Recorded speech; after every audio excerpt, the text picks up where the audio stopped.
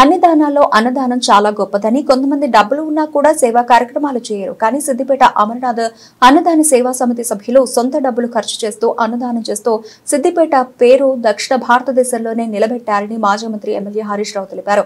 సిద్దిపేట పట్టణంలోని MLA camp కార్యాలయంలో అమరనాథ్ సేవా సమితి సభ్యులను మాజీ మంత్రి ఎమ్మెల్యే హరీష్ రావు ఘనంగా సన్మానించారు.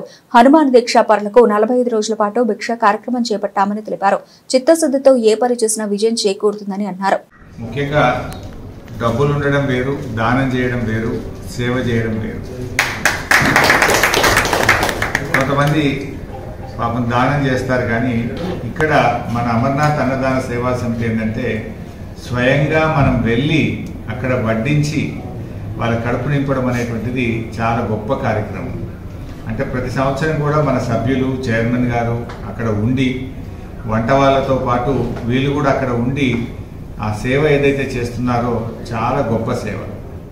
అంటే మానవ సేవయే మాధవ సేవ అని అన్నట్టు ఆ మంచు కొండల్లో దేవుడిని దర్శించడానికి, ఆత్మశుద్ధిగా దేవుడిని మొక్కుకోవాలంటే ముందు కడుపు నిండాలి. కడుపు నిండా ఉంటేనే దేవుడిని మంచిగా మొక్కగలుగుతాడు, మనస్ఫూర్తిగా ప్రార్థించగలుగుతాడు. కడుపులో ఎలకలుతుంటే ఆగమాగం ఉంటుంది పరిస్థితి. అది కొనుక్కుందామన్నా తిందామన్నా దొరికే పరిస్థితి లేదు. అటువంటి చోట మీరు వెళ్ళి ఆ సేవ ఏదైతే చేస్తున్నారో చాలా గొప్ప పని. అంటే సేవలోనే పరమాత్మని చూసుకుంటున్నాం మనం. మన భగవంతుడు ఎక్కడో ఉంటాడు, మన మనసులోనే ఉంటాడు. మన మనసుకు ఏదైతే ఒక తృప్తి పొందుతామో, ఆనందం పొందుతామో ఈ సేవలో, అది ఆ భగవంతుడి సేవలోనే మనకు ఆ ప్రేమ దొరుకుతుంది.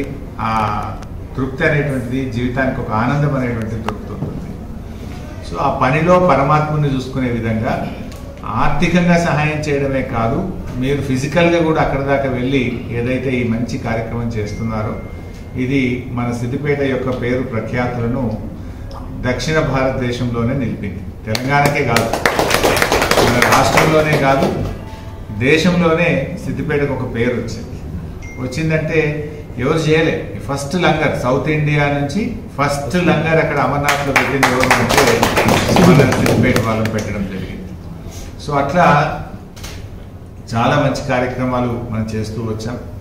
మొదటి నుంచి కూడా బహుశా అమర్నాథ్ అన్నదాన సేవా సమితి నాకు గుర్తున్నప్పటికీ 2011లో ఐ థింక్ మనం స్టార్ట్ చేసినాం. ఇప్పుడు మనం 2011లో స్టార్ట్ చేసి పుష్కర కాలం పూర్తయి 14వ సంవత్సరం నడుస్తూ ఉంది. ఇదే స్ఫూర్తితో కేదార్నాథ్ కూడా 2019లో స్టార్ట్ చేసినాం. ఇట్లా ఏ కార్యక్రమమైనా మనమే ముందు దశలో ఉన్నాం, ముందంజలో ఉన్నాం.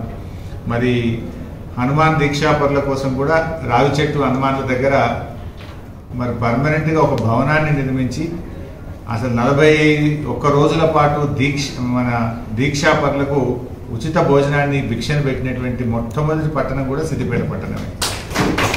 సో అటు హనుమాన్ దీక్షాపరులకు భిక్ష పెట్టే కార్యక్రమం కానీ, అమర్నాథ్ కేదార్నాథ్ భక్తులకు కడుపు నిండా భోజనం పెట్టే కార్యక్రమం కావచ్చు. అదేవిధంగా అయోధ్యలో కూడా 45 రోజుల పాటు 5 లంగర్లు పెట్టి అక్కడ కూడా భోజనం పెట్టేటువంటి కార్యక్రమం కావచ్చు. ఇలా ఎన్నో చాలా మంచి కార్యక్రమాలు మన సిద్దిపేట అందించింది.